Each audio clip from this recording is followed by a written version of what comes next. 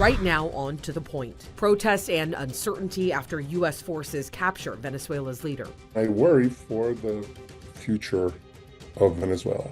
Trump should be impeached and removed from office. Tonight, team coverage on local leaders and the community's response. It's the first day back in session, and it's already shaping up to be a big one, from the swearing in of the new Senate leader to legislative priorities. We'll break it all down. More choices and fewer answers about childhood vaccines, the changes and what doctors recommend, and a possible turning point for home buyers, why 2026 could bring new opportunities. Venezuela's ousted leader, Nicolas Maduro, and his wife are in U.S. custody tonight, accused of narco-terrorism charges. Thanks for joining us. I'm Alex Bell. U.S. forces captured the two this weekend in a deadly U.S. military raid. We have team coverage on this tonight as this rapidly developing story continues, with the impact felt here at home and also around the world. This morning, Maduro and his wife faced a judge in federal court. Both were charged in a 4-count indictment. Prosecutors accused Maduro and his co-defendants of working with drug traffickers in Colombia and Mexico to move tons of cocaine into the U.S. over the past 25 years. Both pleaded not guilty, with Maduro declaring himself innocent and, quote, a decent man. His lawyers are expected to contest the legality of his arrest, arguing he is immune from prosecution as a sovereign head of a foreign state.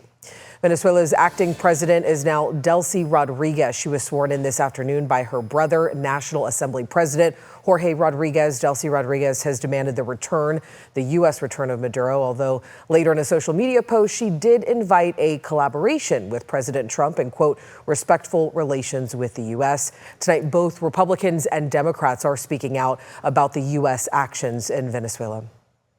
And there is no military action that should be taken in Venezuela, in Greenland, in Panama, in Canada, in Cuba, or anywhere else on this globe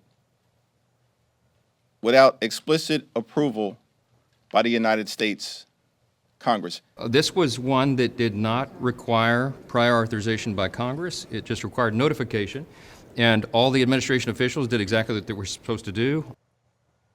And there have been mixed feelings among California lawmakers on how the United States captured Maduro and his wife. Many Republicans are siding with the Trump administration on the operation, while Democrats have largely disapproved. ABC 10's Jeannie Nguyen is here with reaction from both sides of the aisle.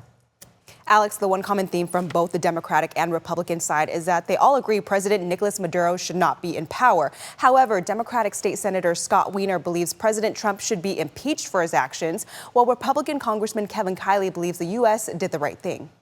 It's these images of Venezuelan President Nicolas Maduro that are now dividing California political leaders. Donald Trump did not do this, did not invade Venezuela to topple Maduro in order to help Venezuela.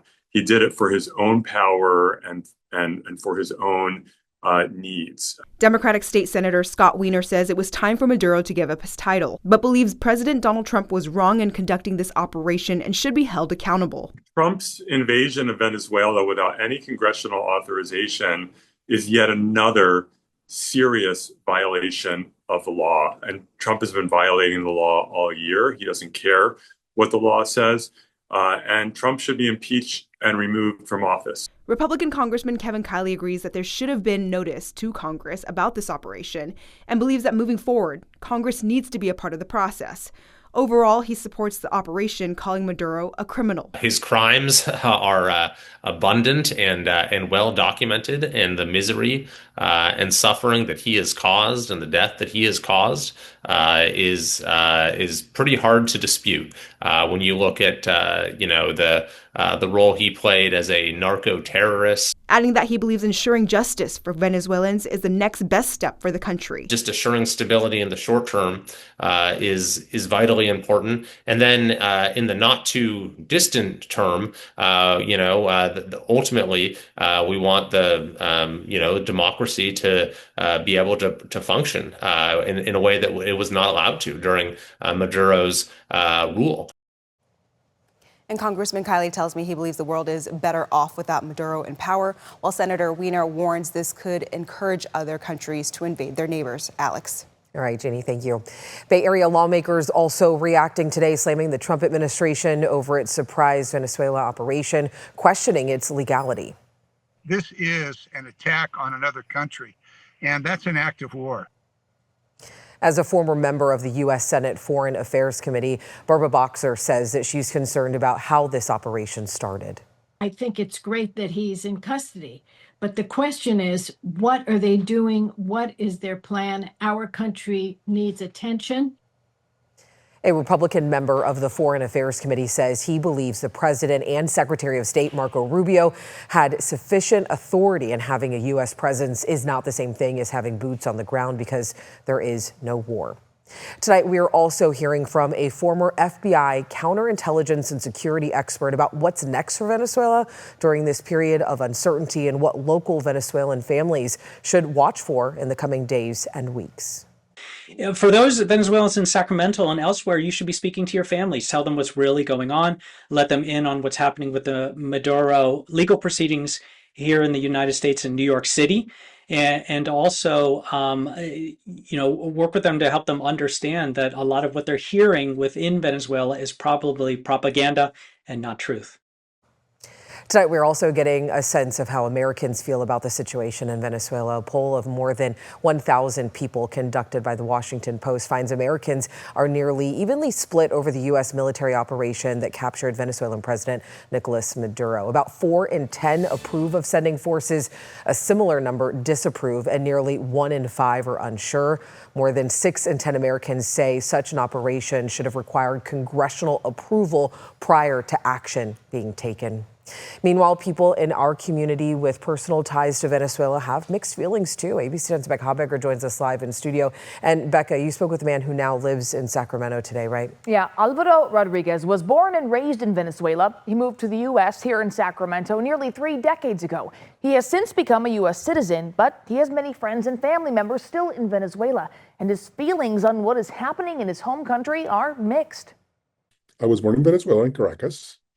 And in my 30s, I got a job offer from a company here in Sacramento, a software developer, and I have been here ever since. Alvaro Rodriguez says he hasn't returned to Venezuela since 2008, but closely follows what's happening there. I have my mom, my brother, cousins that are there, and I miss them dearly. He learned the news late Friday night that the U.S. had physically removed Venezuelan President Nicolas Maduro from power and the country. It filled my heart with joy. I mean, this is the most ruthless dictator. According to the United Nations Refugee Agency, nearly 8 million people have left Venezuela under Maduro's regime of nearly 13 years. Alvaro hoped this ouster signaled a change for good. But then he says he listened to President Donald Trump's news conference on Saturday. And my heart sank because I was hoping to hear about change, democracy, and the American values that we stand for. And instead, I heard oil 28 times. While some Venezuelans living in the U.S. have celebrated Maduro's ouster, Alvaro says he's taking his cues from people in his home country who are facing uncertainty. I was talking to my uncle yesterday, and people were not looting in the streets. People were not dancing in the streets. People were buying groceries. People were buying water, supplies, gas, fuel in their cars. I'm getting ready for the days to come. I will dance in the streets of Sacramento when my fellow Venezuelans are dancing in the streets of cities and towns in Venezuela. Now, Alvaro Rodriguez says part of his concern is that Maduro's second in command is now the acting president, that there hasn't been a regime change, just a change in who is leading that same regime. He says he's just holding his breath now and hoping for the best. Alex? Thank you, Becca, for bringing us that story. Still ahead on To the Point, heavy rain and snow pushing local waterways to the limit. A warning for anyone living near fast-moving water tonight. And new leadership in Sacramento and rare bipartisan optimism. A look inside the state capitol on this first day back for legislators. And we still got some rain out there now, but high pressure is going to be building back in over the coming days. I've got to look at the forecast after the break. But first, another headlines tonight. Every minute that I spend defending my own political interest would be a minute I can't spend defending the people of Minnesota. Embattled Minnesota Governor Tim Walz ended his re-election campaign today. The former vice presidential candidate has been under fire over fraud allegations at some daycare centers in his state. Walz said that he would not be able to give his campaign his all. Jury selection began today for a former officer involved in the SLO Uvalde school shooting response. 19 students and 2 teachers were killed back in 2022. Uvalde school officer Adrian Gonzalez is charged with failing to protect children during the attack. Gonzalez is one of 2 law enforcement officers who have been charged. And the federal government continues to overhaul vaccine recommendations for children. Immunizations such as flu shots, RSV, and meningitis now remain open for families to choose, but without clear guidance. The American Academy of Pediatrics issued its own childhood vaccine schedule that its members are following, saying they continue to broadly recommend vaccines that the Trump administration demoted. Welcome back in. We are following breaking news. There are reports of an avalanche in Nevada County. Officials say about 45 personnel have responded. There are very few details right now, but we are working to learn more information. Of course, we'll bring you those updates throughout the night. But take a look at this. The heavy rain and snow flooding local creeks and rivers. They're being closely watched. In Stockton, the area flood control agency said that this is the first time it's had to close the floodgate near the San Joaquin River due to high tides. The gate was constructed in 2024. The goal is to prevent flooding in neighborhoods and low-lying areas nearby. Meanwhile, there were already issues this morning near Galt where 5 people had to be rescued from a homeless encampment along the dry creek. All 5 were taken to the hospital, some for hypothermia, but they have since been released. A reminder that waters in our local creeks and streams can rise quickly without warning. And without further ado, let me get things over to meteorologist Brendan Minchuk, because you're tracking the very latest on these conditions, right? Yeah, and certainly it's been made worse by the king tides that we've had over the weekend.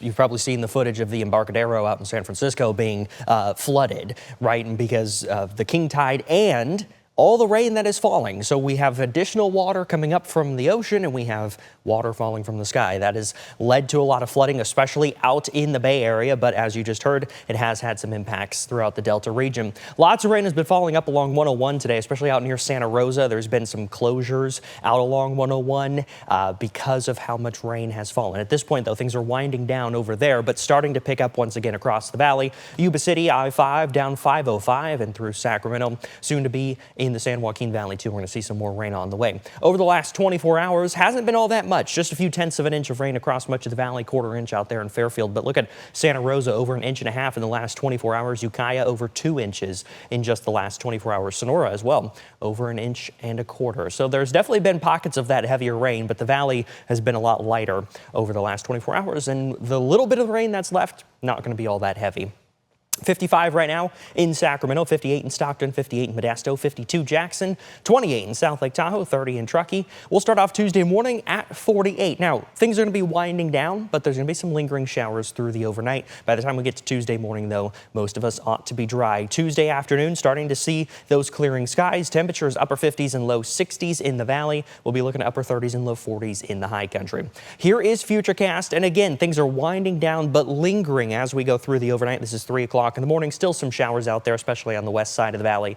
But once the sun rises and we start getting through the daytime on Tuesday, just some clouds out there, but there should also be plenty of sunshine. As we run it through Wednesday morning, a few light snow showers across the Tahoe area and then some lingering rain showers down through the Motherlode. But by the afternoon on Wednesday, we're back to sunny skies, except in the high country where there'll just be some clouds.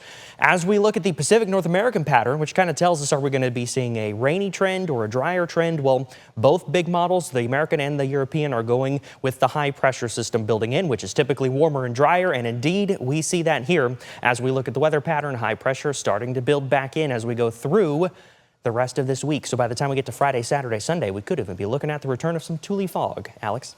All right, Brendan, thank you. Coming up after the break, we head to the state capitol and the start of a new legislative session, which faces a massive budget deficit and a fight over affordability. And after years of high prices and high rates, the housing market may be returning. Why experts say 2026 could be a break for buyers.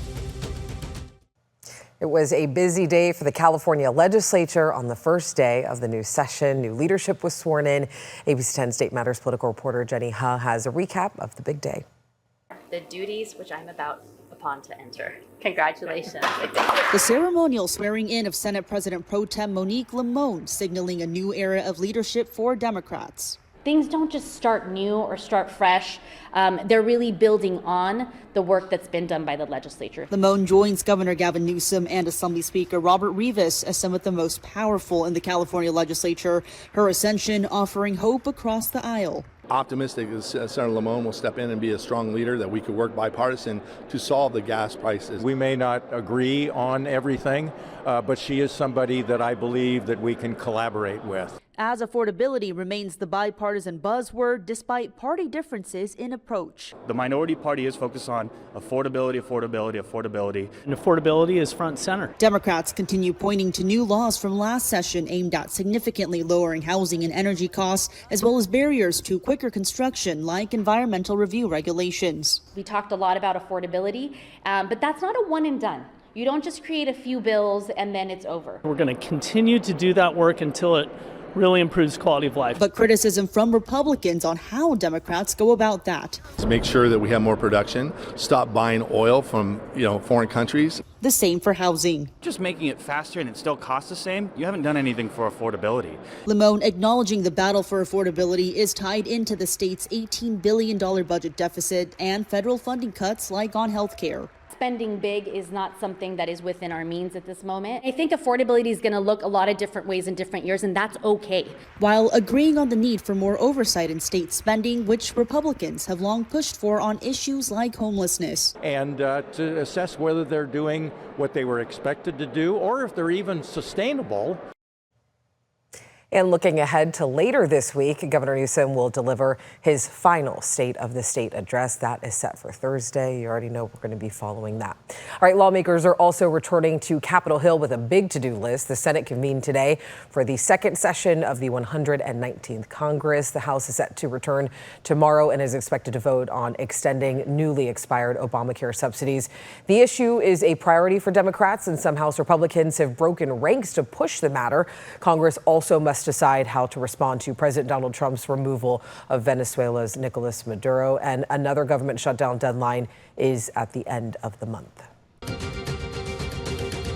Jumping into your price points tonight, the American dream of owning a home has stayed just a dream for many as high prices have made home ownership unaffordable. But some realtors say 2026 could be the year for potential buyers as prices and interest rates begin to drop. Here's a look at 5 potential home buyers should do be in a good position to make a competitive offer. High prices, high interest, and low inventory have shut out many potential homebuyers in recent years. But many housing experts say 2026 could open the door to more affordable housing options. All this new home supply is hitting the market at a time where the demand is still somewhat sluggish. Lawrence Yoon with the National Association of Realtors says more inventory means less competition for homebuyers. The other good news is home prices are starting to dip. The latest data shows the median existing home sale price in November was just over $409,000, a slight drop from the month before. And mortgage rates are starting to drop. As of last week, a 30-year fixed rate mortgage was 6.15%, according to Freddie Mac. Even a quarter point change could mean about $50 savings per month, which translates into about $600 annually. Yoon says spring is a time when most homes come on the market. So if you're looking to buy, here's what he suggests you do now so you're in a good position to make a competitive offer in a few months. Set aside a budget, save for a down payment, make sure your credit score is good, get pre-approved for a mortgage, and don't take out any big loans like a car payment. That scares off some of the lenders, or they will charge higher interest rate to compensate for a larger debt load. Yoon says homes are sitting on the market for about only 40 days from listing to contract signing, so buyers do need to act fast and be prepared. And let's take a look at the California housing market. According to Zillow, the average California home value is $754,304. That's down 2.2% over last year. Here in Sacramento, average current home values are $469,542. That's also down over the past year. Stay with us right after the break, what we're working on for tomorrow. All right, so what we're working on for tomorrow, of course, it was a busy start of the week in politics, to say the least. So tomorrow we will continue to follow the fallout with the Venezuela operation. Plus, as I mentioned just a little bit ago, Congress is back. We will continue to follow that. And again, Congress is back 5 years after the January 6th insurrection. So I will look back at that as well. And we are still continuing to follow the avalanche out of Nevada County. Make sure you stay with us for updates on that. But as always, thank you so much for watching, for always inviting us into your home. If you have something that you think me and the team should be looking into, you can always email us at tothepoint@abc10.com. We always love to hear from you. And don't forget, you can download our free ABC 10 app to catch up on any stories or shows that you might have missed. I'll see you tomorrow.